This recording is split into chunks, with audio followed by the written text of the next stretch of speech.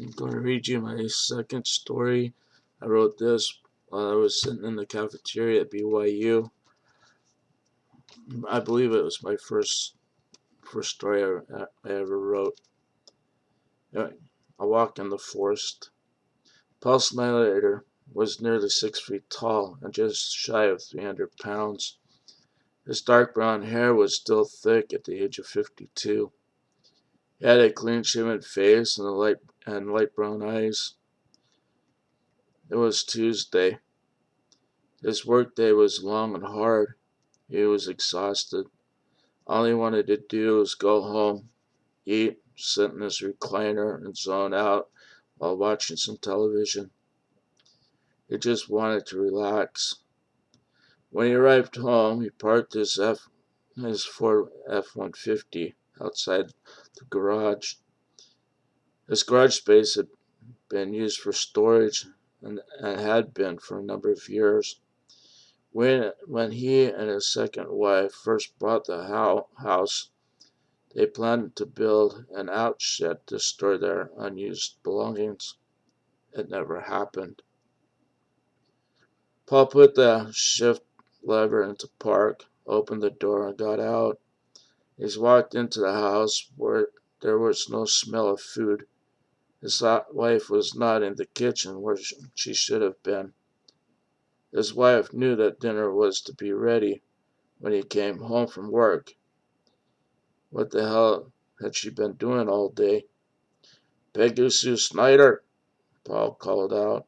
He always used her full name when he was pissed. I'll be right there, Peggy called back. She came into the kitchen a few seconds later, hair in a mess, like she hadn't taken care of herself all day. Peggy was average in every way, 5 feet 4 inches and nearly 150 pounds.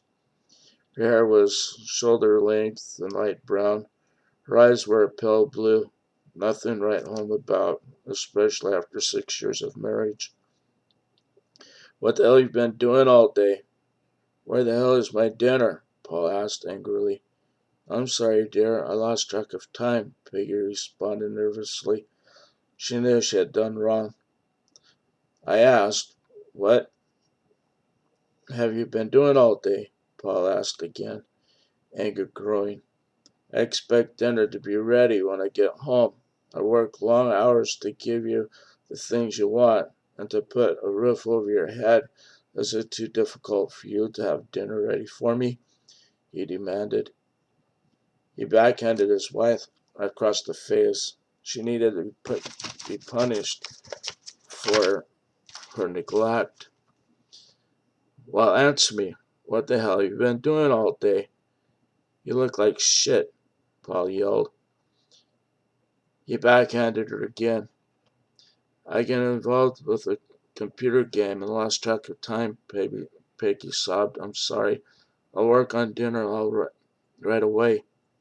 She continued as tears ran down her cheeks. That's more like it, Paul said as he kissed his wife on the forehead. I'm going to take a walk before I really lose my temper. Dinner better be ready when I return or there'll be hell to pay. With that, Paul Snyder turned and walked out of the kitchen door and led to the backyard. Peggy Snyder would never see her husband again. Damn bitch, Paul cursed under his breath as he walked briskly towards the edge of the inviting forest which bordered the backyard. They hadn't bothered to put up a fence to border the property. No use in building a fence if you weren't going to have a dog. Just another mouth to feed and something else to have to take care of. Paul Snyder didn't need that. All she had to do was make dinner for me. Is that too much to ask? He continued, talking to himself.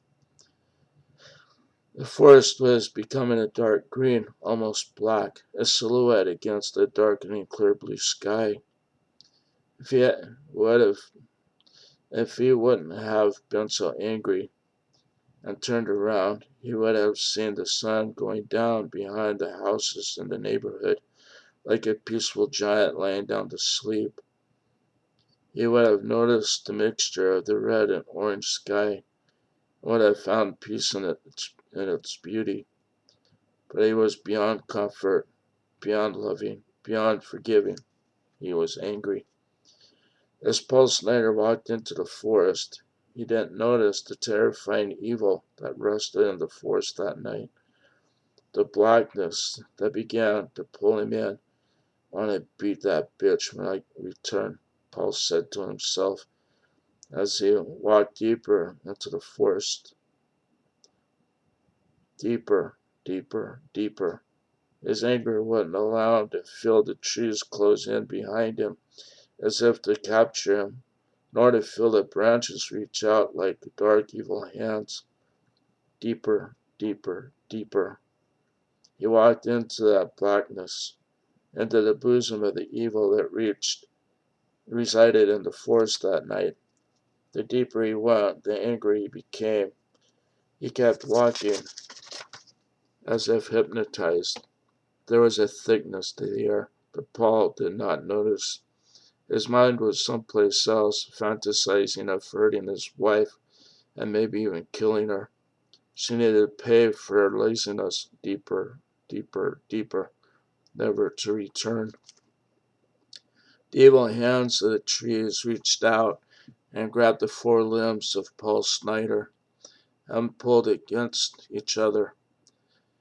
Paul fought against the clenched hands of the trees, yelling and swearing that he would chop every damn branch in the forest.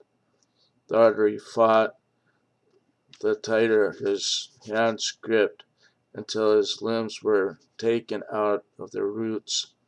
Blood flowed freely as he screamed and screamed and screamed in unmerciful pain. Silence. Silence except for the light breeze that came from the trees like voices whispering.